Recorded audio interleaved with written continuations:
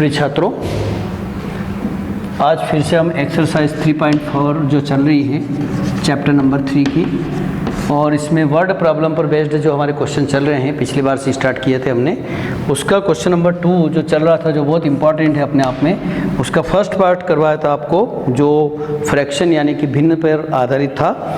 आज का क्वेश्चन आयु संबंधी है। जैसे पिछले क्वेश्चन में मैंने आपको जेकब का क्वेश्चन करवाया था और आयु संबंधी बातें बहुत सारी बताई थी कि किसी की आयु अगर पहले की पूछा है तो हमें माइनस करना होगा, बाद की पूछा है तो प्लस करना रहता है, और हमेशा वर्तमान आयु को लेकर के हम चलते हैं, मतलब प्रेजेंट एज लेके चलते हैं। अगर अगो की पूछा है मीन्स माइनस करना है, अगर आफ्टर का पूछा है तो प्लस करना है। ठीक है, इतनी बातें आपको याद रखना है। जैसे हम इसमें देख रहे हैं कि 5 वर्ष पूर्व नूरी की आयु सोनू की आयु से 3 गुनी थी। ठीक है, यानी 5 years ago the Noori's age is 3 times to Sonu. यहाँ पर आपसे 5 years से स्टार्ट किया, 5 years ago से। बाद में बोला 10 वर्ष पश्चात, आफ्टर 10 years नूरी की आयु सोनू की आयु से 2 गुनी हो जाएगी। Noori's age will be twice to Sonu's age, ऐसा लिखा है कि आफ्टर 10 years 10 साल के बाद। तो नूरी और सोनू की आयु कितनी है, कितनी है मीन्स आपको प्रेजेंट एज पूछा है। ठीक है, तो हमेशा क्वेश्चन का आपका शुरुआत वहीं से करना है जो आपसे बात पूछी गई है। और 2 वेरिएबल की इक्वेशंस का पूरा चैप्टर है, मीन्स आपको 2 वेरिएबल मान के चलना है। यानी हम इसमें वही लेंगे, पहले नूरी का नाम आया तो माना कि नूरी की आयु x वर्ष है और सोनू की आयु क्या है, y वर्ष। यहीं से स्टार्ट करेंगे। देखिए आप, माना कि नूरी की वर्तमान आयु कितनी है, x वर्ष है। Let the present age of Noori's be x years and Sonu की जो है वर्तमान आयु वो y वर्ष है। ठीक है, अब आपको यहाँ पर फर्स्ट कंडीशन का यूज़ करके एक इक्वेशन बना लेना है। प्रथम शर्त में चलते हैं हम। प्रथम शर्त में अगर चलते हैं तो यहाँ पर आपसे कहा गया था कि 5 वर्ष पूर्व, ठीक है, 5 years ago, बस इसी बात पे जोर दे। पहले यहाँ चलेंगे हम 5 वर्ष पहले की बात कर लेते हैं, 5 वर्ष पहले या पूर्व। अब दोनों की एज पर प्रभाव पड़ेगा। 5 वर्ष पहले निश्चित रूप से वर्तमान आयु से वो कम थे, यानी नूरी की जो आयु थी 5 वर्ष पहले, नूरी की आयु, नूरी से एज हो जाएगी, वो हो जाएगी x - 5 years। इसी प्रकार से सोनू की भी आयु हो जाएगी y - 5। फिर मैंने कहा था कि जो अभी वर्तमान में अगर बराबर नहीं है तो वो कभी भी बराबर नहीं थे और नहीं होंगे।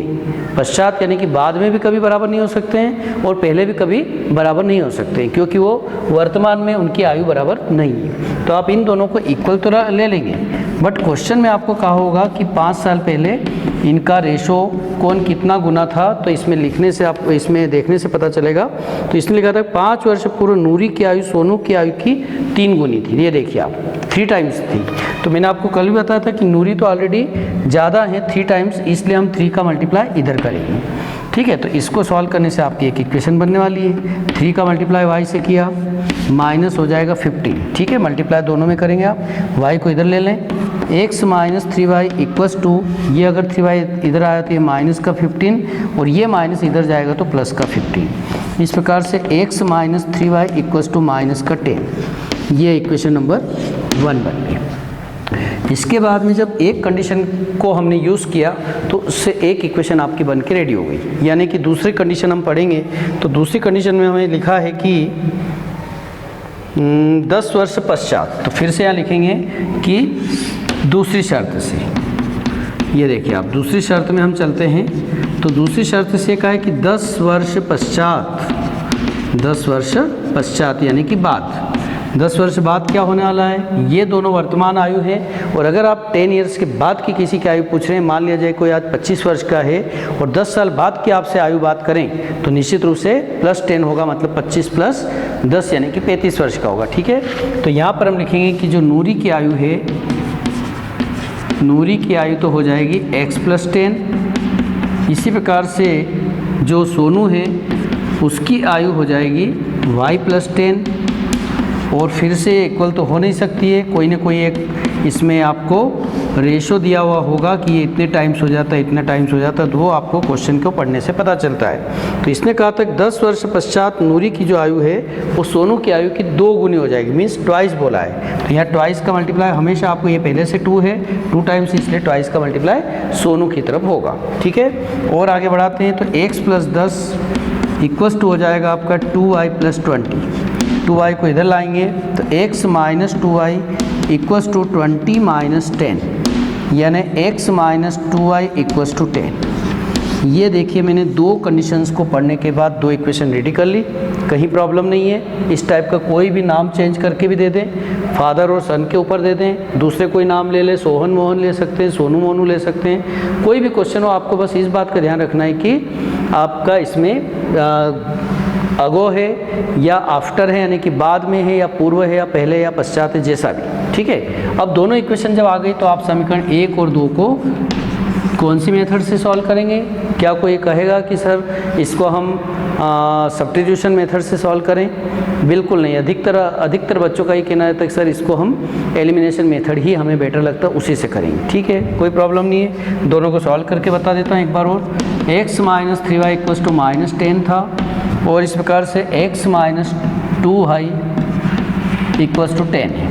देखिए बहुत अच्छा इक्वेशन है, निश्चित रूप से आप बहुत कुछ समझ में आ गया होगा आपको कि इस बार मैं इसमें 2 और 3 का मल्टीप्लाई क्यों करूँगा। जब x के कोफिशिएंट यहाँ पर इक्वल हैं तो फिर बेटर यही है ना कि आप इन्हीं को कैंसिल करके और y का वैल्यू पहले निकाल लें। अब कैंसिल करने के पहले क्या होना चाहिए हमेशा कि दोनों के साइन अपोजिट होना ही चाहिए। अपोजिट नहीं है तो क्या करेंगे?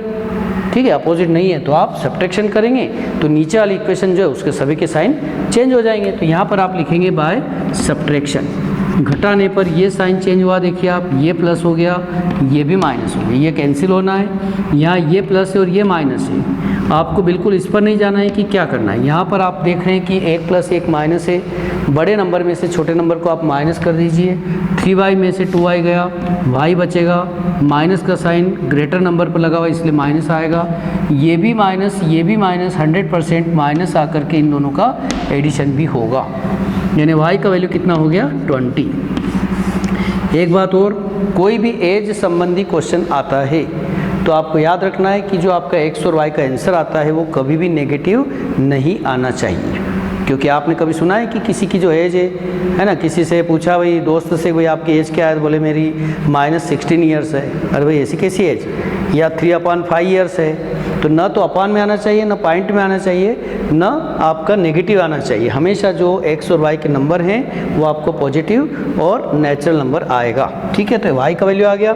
अब आपको लग रहा है कि मैं इक्वेशन 1 में पुट करूँगा, कोई दिक्कत नहीं है। समीकरण 1 में y का मान रखने पर, अगर y का मान इक्वेशन 1 में पुट करते हो तो देखिए आपकी इक्वेशन इस टाइप से थी, x - 3 × y की जगह है 20 और इक्वल्स टू था -10। ठीक है, तो x - 60 इक्वल्स टू -10, और अगर -60 को उधर शिफ्ट करेंगे तो x इक्वल्स टू हो जाए -10 + 60, और इसलिए आपका x का वैल्यू हो गया 60 - 10 दैट इज़ 50। इस प्रकार से जब दोनों के आंसर आ जाए तो आपके क्वेश्चन के ओरिजिन में जाना है कि हमने शुरुआत कहाँ से की थी। क्वेश्चन की शुरुआत में हमने लिखा था माना कि नूरी की वर्तमान आयु क्या है? x वर्ष, तो x यानी कि कितना आया? 50। तो आखिरी में लिख देंगे अतः नूरी की वर्तमान आयु 50 वर्ष है, और साथ में सोनू की वर्तमान आयु 20 वर्ष है। आप इसको चेक कर सकते हैं। चेक कैसे करेंगे? अगर उसने कहा था कि 5 वर्ष पूर्व ये इससे 3 टाइम्स होना चाहिए, तो 5 वर्ष पूर्व नूरी से बात करें तो उसकी जो एज है वो कितनी हुई? 45। सोनू की जो एज है वो 20 है अभी, तो वो 5 साल पहले कितनी थी? 15 थी। निश्चित रूप से देखिए आप, ये 3 टाइम्स से हैं, यानी आपका क्वेश्चन 101% आंसर सही है। ओके, तो ये भी एक अच्छा क्वेश्चन था। ठीक है, तो इसमें आप अच्छे से इसका रिवीजन करें।